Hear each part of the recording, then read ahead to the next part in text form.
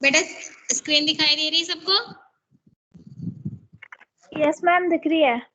Ma'am ये तो cardiology का है।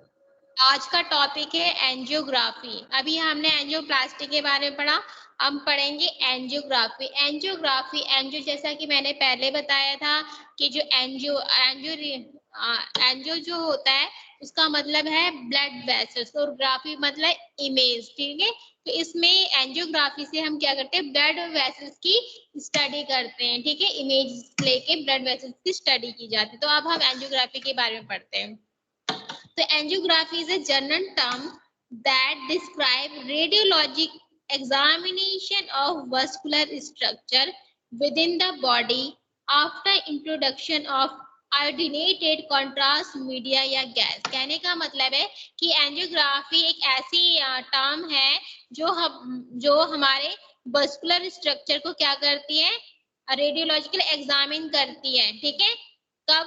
जब हम बॉडी के अंदर आयोडीनेटेड कॉन्ट्रास्ट मीडियम इंजेक्ट करते हैं या गैसेस इंजेक्ट करते हैं, तो उसके बाद जो हमें ब्लड वेसल्स की जो इमेजेस दिखती हैं वो हमारी एंजियोग्राफी टेक्निक के अंडर आती है। समझ में आया बेटा? समझ में आया?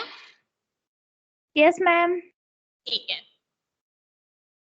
अब बात करते हैं हिस्ट्री ऑफ एंजियोग्राफ, ठीक है। The first angiogram was performed only month after Roentgen discovery. जो रेंटोजन की डिस्कवरी के कुछ टाइम बाद ही एंजियोग्राफ को परफॉर्म किया गया था, ठीक है।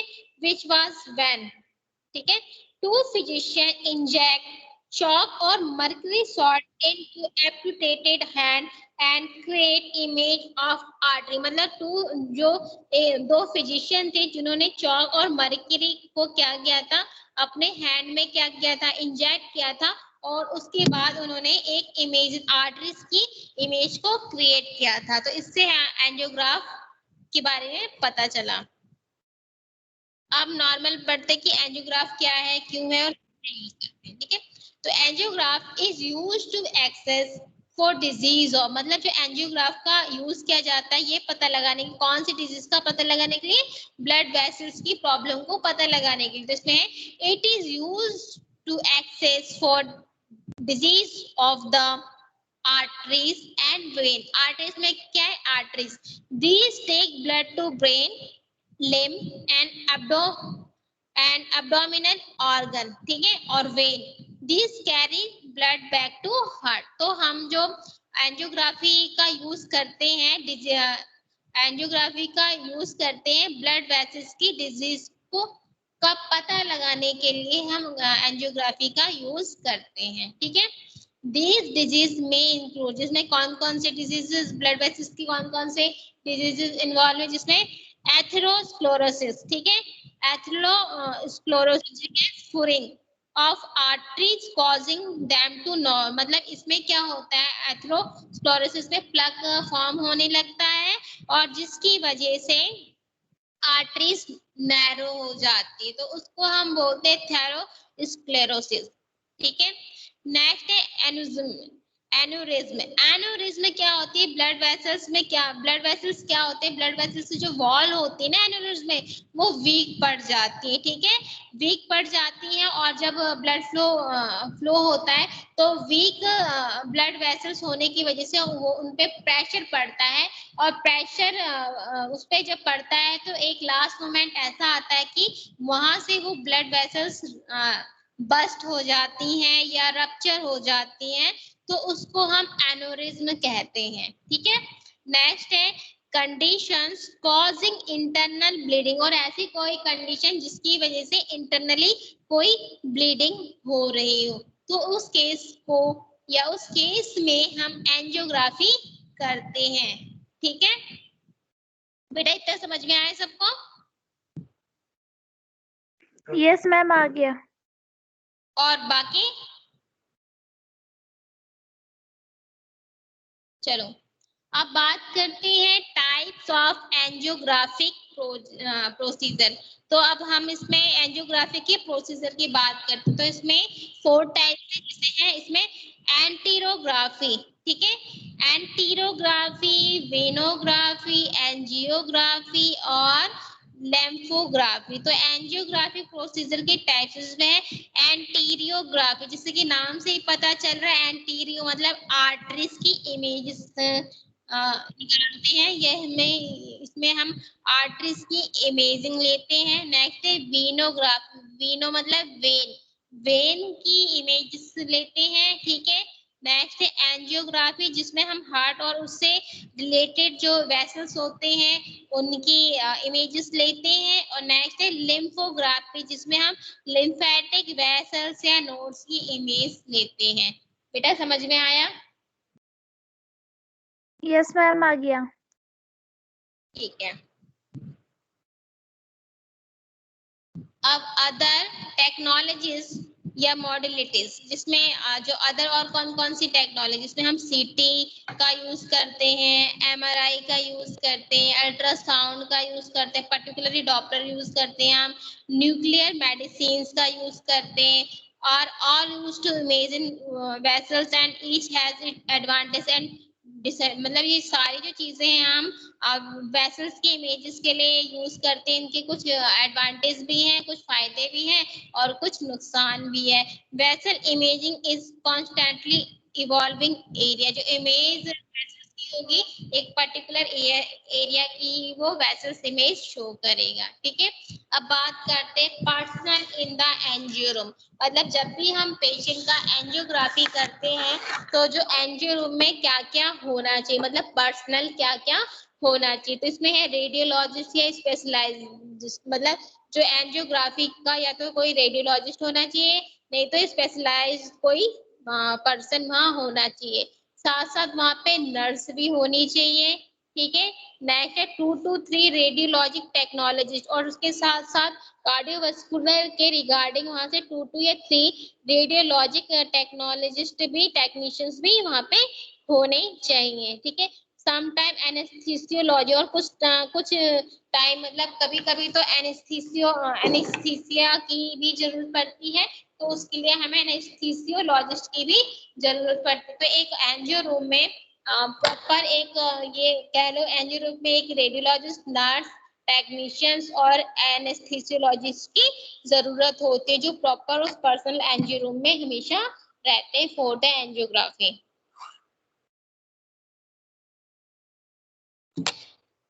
नेक्स्ट है इंडिकेशन की किस किस केस में हम एंजियोग्राफी करते हैं। तो इसमें verify the presence of tumour, मतलब अगर मतलब ये है हम ये वेरीफाई कर, मतलब ट्यूमर की प्रेजेंस को वेरीफाई करने के लिए हम एंजियोग्राफी का यूज करते हैं। जैसे ब्लड सप्लाई टू ट्यूमर, ठीक है, कि ट्यूमर को ब्लड सप्लाई हो रही है कि नहीं, कहाँ से हो रही, तो हमें ट्यूमर का पता लगाने के लिए प्रॉपर उसका पता है, उसकी स्टडी करने के लिए या वेरीफाई करने के लिए हम एंजियोग्राफी का यूज करते हैं। नेक्स्ट है इंटरनल ब्लीडिंग, पॉसिबल एनीमिया, ठीक है, ये ब्लड लॉस कह लो, ठीक है, किसी भी वजह से अगर इंटरनल ब्लीडिंग हो गई है या ब्लड जो ब्लड है वेसल से वो रप्चर हो गया है किसी भी वजह से, तो उसका पता लगाने के लिए हम प्रॉपर पता लगाने के लिए स्टडी के लिए हम एंजियोग्राफी का यूज करते हैं। नेक्स्ट है stenosis, can be cause by atherosclerosis, मतलब जब भी ब्लड में प्लग जमा हो जाए और ब्लड वेसल्स नैरो हो जाए तो उसका भी पता करने के लिए हम एंजियोग्राफी का यूज करते हैं कि प्रॉब्लम किस एरिया में या कहाँ पे है, ठीक है। नेक्स्ट है अकल्सिव, जिसे और कुछ एक्स्ट्रा जैसे चीजें हैं, जैसे क्लॉटिंग का पता करने के लिए ब्लड वेसल्स में कहाँ क्लॉटिंग होगी, कहाँ पे थ्रोम्बस जमा हो गया है, या इम्बोलिस कहाँ पे जमा हो गया जिसकी वजह से ब्लड फ्लो रुक रहा है, या प्रॉपर हार्ट या ब्रेन को ब्लड सप्लाई नहीं हो रही है, तो इस केस को पता करने के लिए हम एंजियोग्राफी का यूज करते हैं। नेक्स्ट है एनोरिज्म, बॉडी में कहीं एनोरिज्म हो गया जिसकी वजह से ब्लीडिंग हो रही है, हैमरेज हो रहा है, जिसकी एनोरिज्म का पता करने के लिए हम एंजियोग्राफी का यूज करते हैं। नेक्स्ट है हार्ट डिजीज, हार्ट डिजीज के लिए भी हम एंजियोग्राफी पता करते हैं कि जो वेसल्स हार्ट को प्रॉपर ब्लड सप्लाई कर रही है नहीं कर रही है, हार्ट प्रॉपर बॉडी को ब्लड सप्लाई कर रहा है, इन सब का पता करने के लिए, यहाँ कोई प्रॉब्लम है, इन सब का पता करने के लिए हम एंजियोग्राफी का यूज करते हैं। बेटा समझ में आया? यस मैम, आ गया।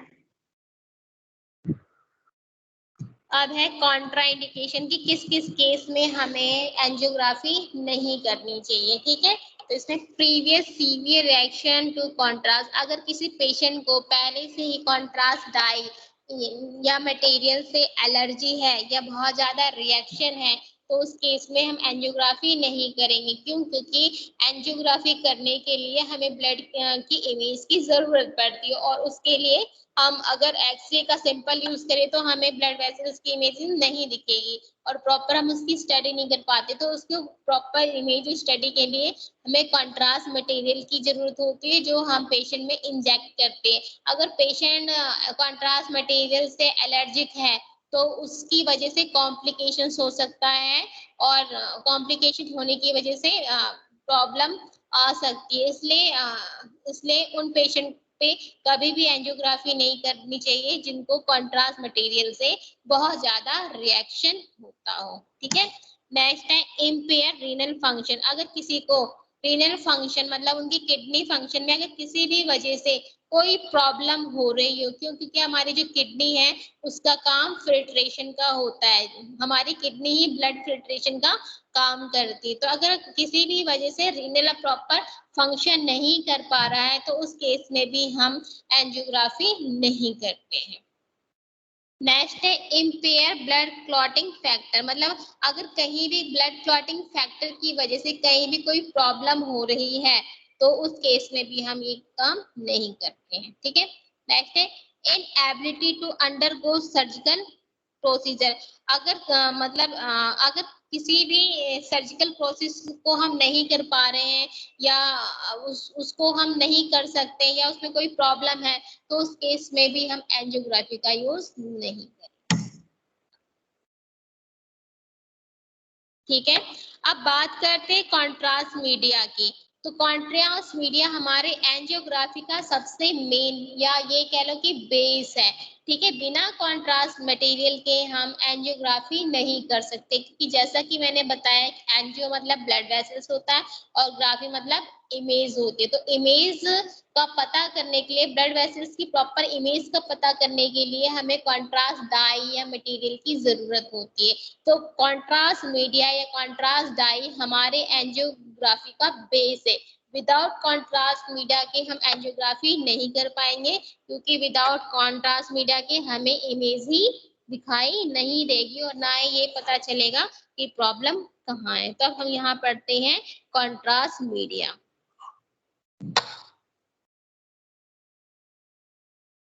नंबर 1 है iodinated contrast media is used.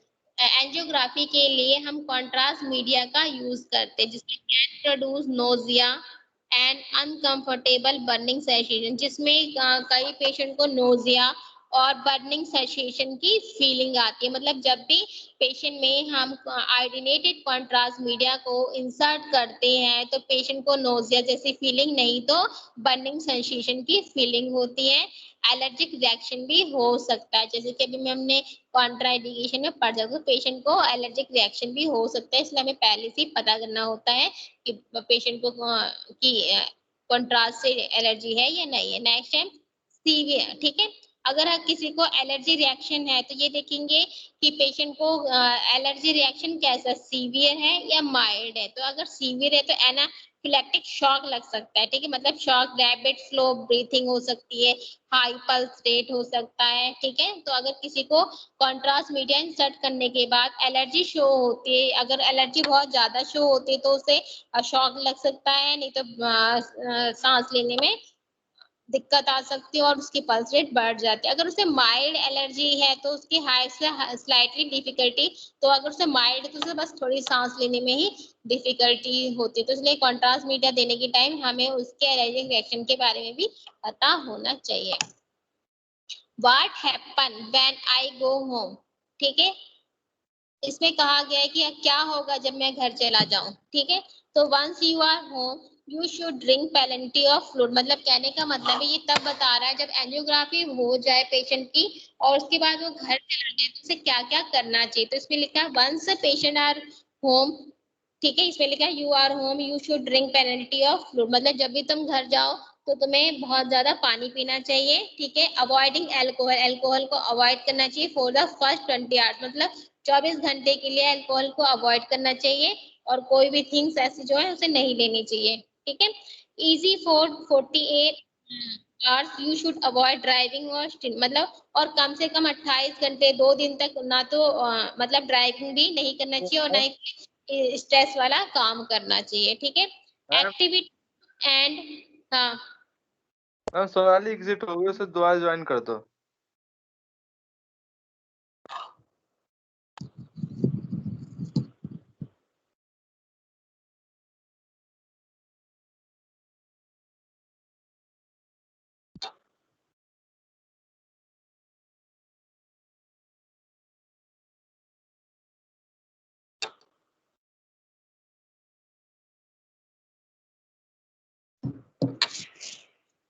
बेटा दिखाई दे रहा है सबको?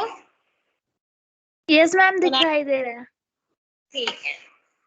उसके बाद है अब क्या है कि अगर मतलब पेशेंट अगर घर चला जाए तो उसे बहुत ज्यादा पानी पीना चाहिए, 24 घंटे के लिए उसे अल्कोहल नहीं लेना चाहिए, नहीं कोई ऐसी चीज लेनी चाहिए। खासतौर से 2 दिन के लिए ना तो उसे कोई ड्राइविंग करनी चाहिए और ना ही कि स्ट्रेस वाली कोई चीज करनी चाहिए। नेक्स्ट है एक्टिविटी एंड सेक्सुअल इंटरकोर्स, मतलब जो भी है। उसके बाद है आर्टरी टू हील, मतलब जो आर्टरी को हील करने के लिए क्या करना चाहिए। More detail booklet will be given, उसके लिए बहुत सारी बुकलेट दी जाती है, ठीक है। अगर उसके बाद वस्कुलर के लिए डिस्चार्ज एडवाइस, मतलब उसके बाद जब पेशेंट डिस्चार्ज हो जाए तो उसको डिस्चार्ज एडवाइस वस्कुलर फ्लोइंग के बारे में बताया जाता है। साथ साथ radiology procedure when you go home, और साथ साथ रेडियोलॉजी प्रोसीजर भी करना पड़ता है जब घर जाना होता है तो, ठीक है। अब बात आती है what are the risk of conventional angiography, कि कन्वेंशनल एंजियोग्राफी के लिए कौन कौन से रिस्क हैं, ठीक है। तो conventional angiography is usually a very safe procedure but because it is more invasive than MRI या सीटी, मतलब जो कन्वेंशनल रेडियोग्राफी है वो बहुत ही सेफ प्रोसीजर है लेकिन बहुत ही ज्यादा इन्वेसिव है एमआरआई और सीटी स्कैन से। Risk of complication are greater, और जिसकी वजह से इसके जो कॉम्प्लिकेशंस है वो बढ़ जाते हैं, ठीक है। द रिस्क इंक्लूड, कौन कौन से इसमें रिस्क हैं, जैसे कि माइनर ब्लीडिंग हो सकती है, ब्रूसिंग या small risk of damage of muscles हो सकता है, but risk of serious complication, लेकिन इसमें कोई सीरियस कॉम्प्लिकेशंस नहीं होता, ये बहुत ही कम होता है, ठीक है। It is possible to suffer allergic reaction due to contrast media required during the test, मतलब टेस्ट के दौरान जो contrast media पेशेंट को दी जाती है तो उस वक्त पेशेंट एलर्जिक रिएक्शन से भी सफर हो सकता है, ठीक है। Thankfully they uncommon and usually minor, और सबसे बड़ी बात है कि अच्छा है कि इसमें जो कॉन्ट्रास्ट मीडिया से बहुत जो एलर्जी होती है वो बहुत ही माइनर होती है। More severe reaction are possible, ठीक है, मतलब ये कि लो 2500 में से सिर्फ एक ही पर्सन को ऐसा होगा जिसको सीवियर रिएक्शन कॉन्ट्रास्ट से होगा, ठीक है। And very rare can be life threatening, और बहुत ही रेयर होंगे जिनको मतलब जान जाने की जा सकते हैं, उनमें बहुत ही सिर्फ 25,000 में एक आध हो गया, ठीक है। It is important to tell you doctor या radiographer if you have a previous reaction, मतलब और ये भी अगर किसी कोई पेशेंट है अगर उसका एंजियोग्राफी हो रहा है तो उससे पहले उसको अपने डॉक्टर या रेडियोग्राफर को ये बताना बहुत ही जरूरी हो जाता है कि उसको कॉन्ट्रास्ट मीडिया से मतलब कॉन्ट्रास्ट मीडिया से रिएक्शन हो चुका है, ये सारी बातें उसको पहले ही डॉक्टर या रेडियोग्राफर को बता देनी चाहिए।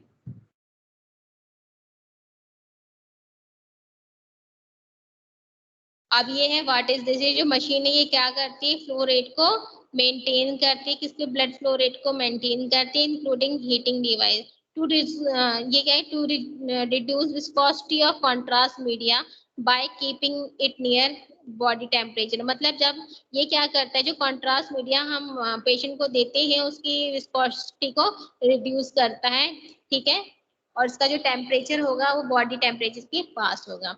अब आता है प्रेशर इंजेक्टर, ठीक है। इन मोस्ट एंजियोग्राफिक स्टडी, जो प्रेशर इंजेक्टर है वो रेडियोग्राफिक स्टडी में यूज की जाती है। Contrast media must be administrate at a constant speed, और जो कॉन्ट्रास्ट होगा वो कांस्टेंट स्पीड के थ्रू हम उसको पेशेंट को देंगे, और उससे क्या होता है प्रेशर इंजेक्शन की वजह से मतलब जो कॉन्ट्रास्ट है वो इजिली मतलब फास्टर हो जाता है, जल्दी पहुंच जाता है एज इन एब्डोमिनल रेडियोग्राफी जैसे, और खास तौर से एब्डोमिनल रेडियोग्राफी में स्लोवर एज इन, और क्या होगा मतलब प्रेशर इंजेक्टर से हम रेगुलेट कर सकते हैं कि कहाँ पे हमें फास्टली मटेरियल को पहुंचाना है और कहाँ नहीं।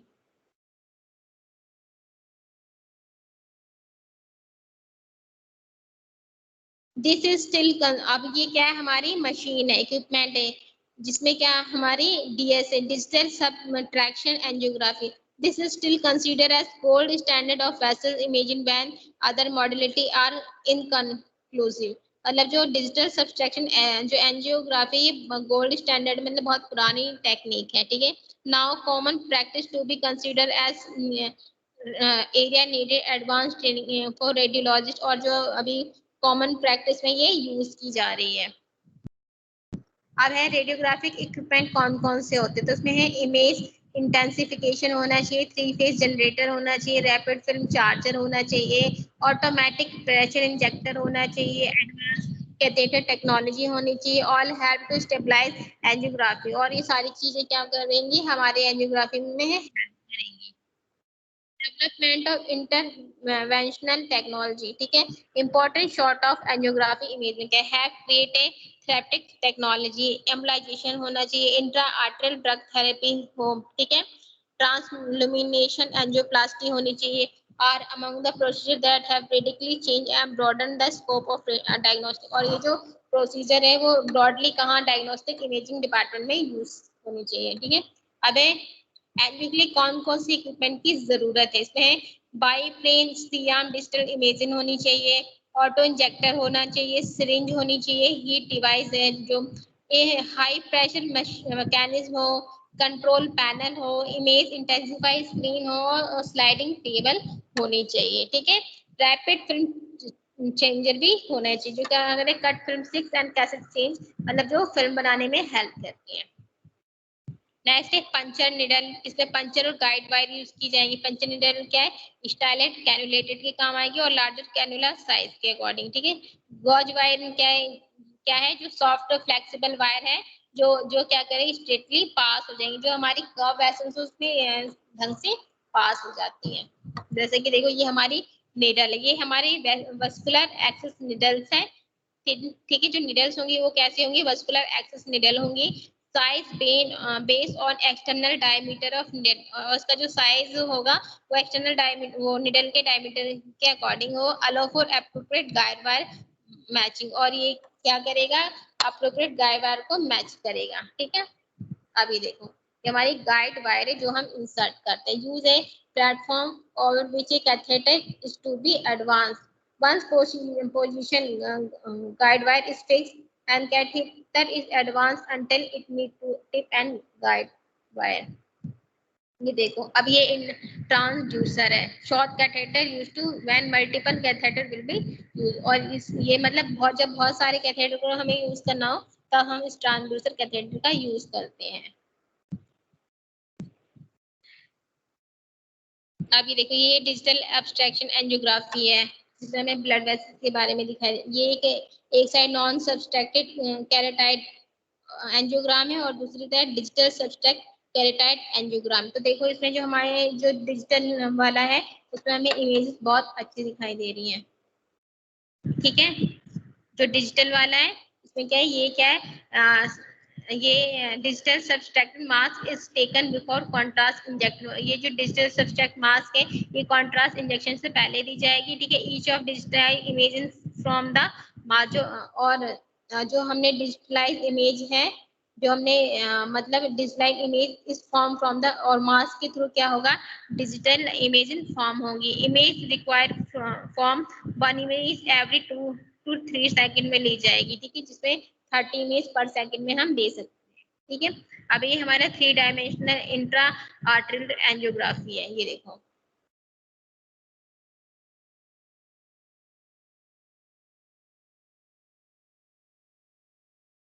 ये हमारी कैथराइजेशन है, देखो मेथड ऑफ कैथराइजेशन। तो देखो इसमें हमने 6 स्टेप यूज किए हैं कि हम कैसे कैथेटर लगाएंगे।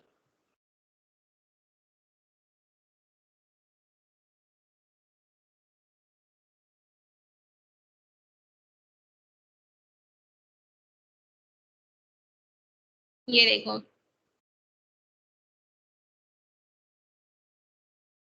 जो अभी हमने एंजियोप्लास्टी पढ़ी थी वैसे ही देखो।